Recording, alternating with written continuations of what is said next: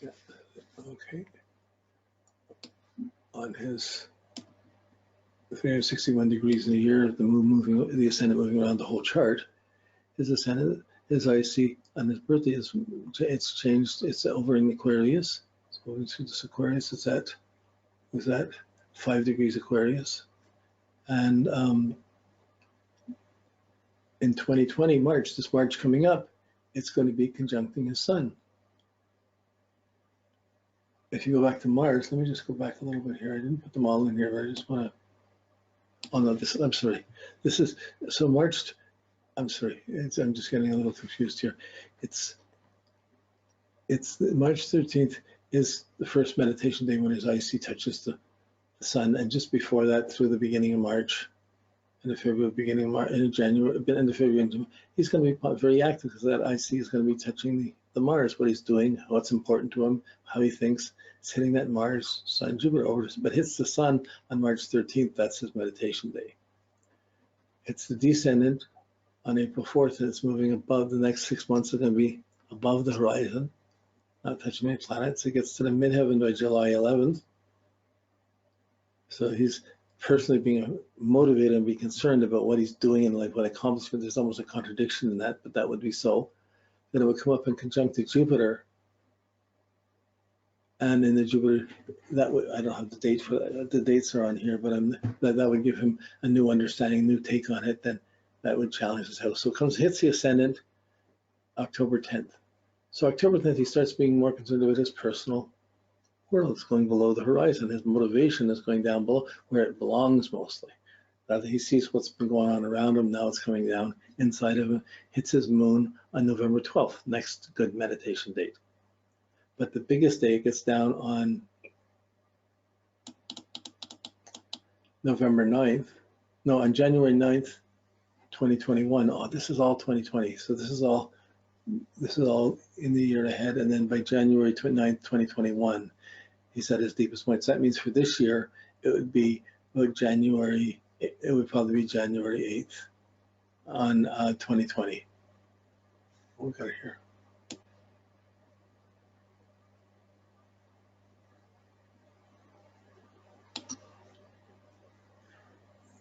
Where it's going to.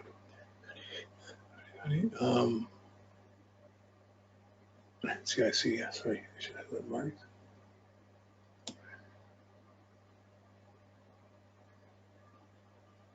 Here we are.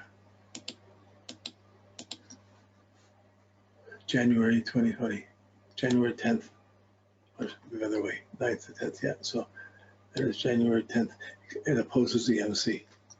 And then that means it's conjected. So that's this big meditation. So this year it's on the 10th. Next year, following year, no, it's on the 11th. Next year it's on, and then 21 it's on the 9th. So like I said, these move a little faster at certain degrees. The sun's closer to the earth, Sagittarius Capricorn. This is the faster moving point than in the ellipse of the earth. So, okay.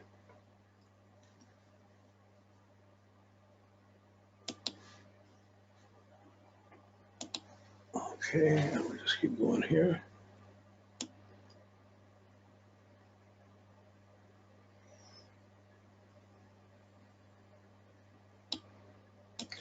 So if you have your chart and you don't know your timings within an hour or two, you have to work the first 5 levels to make sure the planets seem to be in the right house, right sign, right aspect, scenes are working right, and to get to the transits to see that they were working correctly. You have some work to do to be able to anchor your ascendant to get it within a few degrees. When you get to progressions, you start tightening it up and you say, oh, that has to be that degree. You start to know how it tightens up closer down to the degree and get it down tighter. Once you get it that close, then you back up and you check it with the transits to see that Uranus and Mars is when they have the blow up points are coming, they're triggering off at the right moments. Then you're pretty close to might knowing what have it, but it has to fit the progressions when they cross the angles, when these things have to be active. Okay, so January 21st, 61, Ascendant in Capricorn. It starts out conjuncting Jupiter, conjuncting Saturn, conjuncting the Sun, conjuncting her ascendant, conjuncting Mercury. So she has a very strong identity through her whole first half of her life. First Jupiter and Saturn, then the Sun goes into Aquarius, starts going her way more and more. Aquarius then In 97, it opposes Uranus. There's some disruption to our identity. And then it opposes Pluto in 2005. And I think this is struggles around relationships and bringing up kids and stuff. 2011, it conjuncts to Venus. It's a new identity, new beginning. 2019, it's conjuncting the moon. And it conjuncts it November 25th. So that's going on right now, and she's struggling around identifying to her home, where she's living, what she's doing. At 2038, it hits the IC. So that, and her ascendant, like if she lives long enough, it goes past the IC.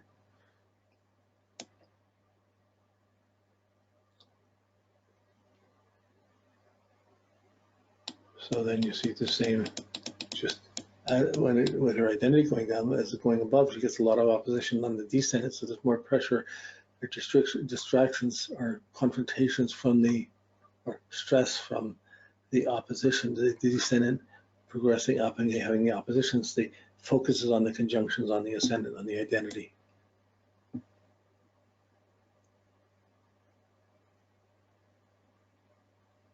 Who am I? I'm this. What am I doing in this relationship? What's that? Like, it's kind of like that kind of. Okay, the IC, her IC. See how she's got the long. She had the. That was the other thing I wanted to show you. She has a long. Her ascendant went from Capricorn to Taurus. Not as long as the other one, but this one still goes through 4 signs. 1, 2, 3, 4, 5. It's in the 5th sign, but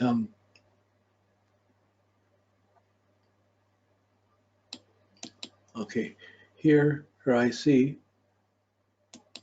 when she's young in 1965, her IC opposed Neptune.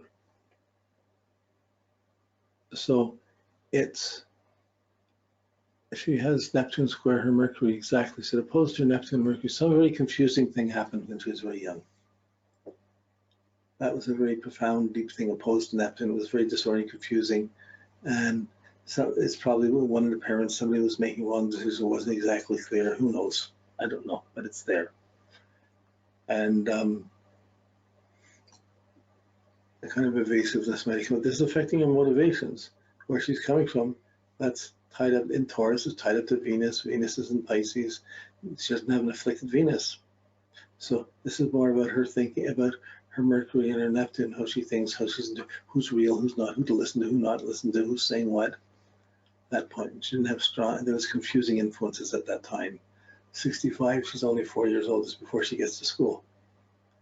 So then it goes along, it doesn't really make an aspect. It conjuncts Mars 2019, June 12th, just now. Her IC is really conjunct Mars, and she's being motivated to take action in the force issues. Okay, so midheaven hasn't doing that. Midheaven wasn't getting it either, but it's getting this opposition.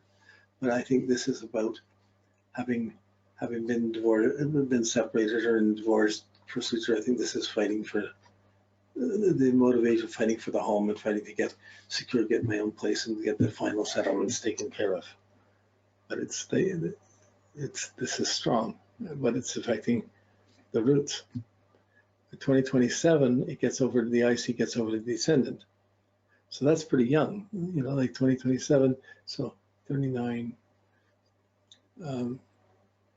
59, 68. At 68 Saturn, the IC goes over her descendant, and she's living in a world with other people in a different way. She's motivated by other people more as it's coming in, because that IC goes over the descendant, goes above the horizon. So she's motivated outside more than inside. So she has a role to play or something to do. She's motivated to do something. Of course, with the sun in the first house, she's driven to be a leader, to do things, not necessarily around business, but she's meant to do things. So this is, and then 2038 and 41 opposes the Jupiter Saturn, and 2051 opposes the sun. So this is the path of a lifetime. You're seeing it, and you see, watch it lifetime, see how it plays out. Can't draw huge conclusions, but when it's your chart and you're seeing it, and you slow this year or two down and say, could it be? Does that really happen? Oh, but then when you work it, you realize that explains it, and you go, oh, you get a perspective on where you are in the textures. So astrology can provide clarity when the most confused diversities under heaven, all the planets, all the most confusing things, we can still see clarity by using it and by seeing it. We don't have to avoid things around it. So you see this timing working out. So here's, okay, that just puts the midheaven to the midheaven around it. Then, okay, so let's just go back for a second here. So just as her IC goes above the horizon, her midheaven, she's worked in certain ways all right, but 60, her midheaven is going to be going to her first house, and she's going to want to be working on her own things. And you probably will gain more and more respect as that midheaven comes along and touches the Jupiter, Saturn, and the Sun.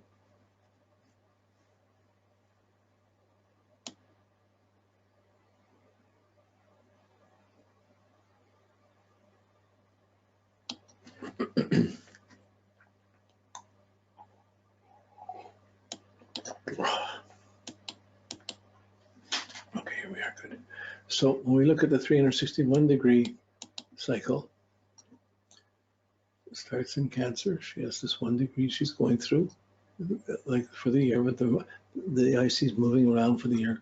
It's January 29th, it hits the descendant. That's her first meditation point, or sensitive point, January 29th. Then it moves around through all these things, going to hit Uranus, Jupiter, or Pluto, but it gets to midheaven by May 26th of 2020. Next big point of sensitivity.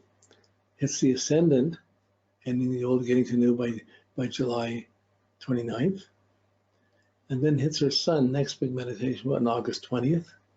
Her IC connects to the confidence of her Sun, goes down, hits the Moon on October 22nd of 2020, but it hits the IC, the deep of the beginning point at November 24th. So her meditation is due November 24th.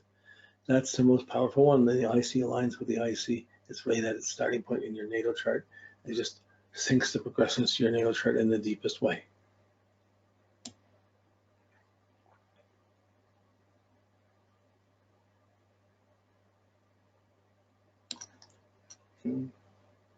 Okay, working away here. Let's just check the time. Okay, here's October 22nd, 61. Progressive ascendant, nothing in this 7th, 8th, 10th house. So the descendant is going to go up, not hit anything, but the ascendant's going to come along conjuncted the Sun and Mercury, 93, 95. So the identity, 93, 95 is 61. So we're talking from 32 to 35. His identity became much more, who am I, what am I doing? He really would wake up, his identity would be empowered by the Sun. It would be affecting, who am I, what am I doing, what do I want? By 2010, it's hitting Neptune. It gets more, and that's a bit more confusing, even though it doesn't have, the Neptune only affects his Mars, but between 2010 2015, his identity was, do I escape? Where am I being? What? There would be some dream and some expectation, and one's having to act on it by 2015 or trying to make things happen.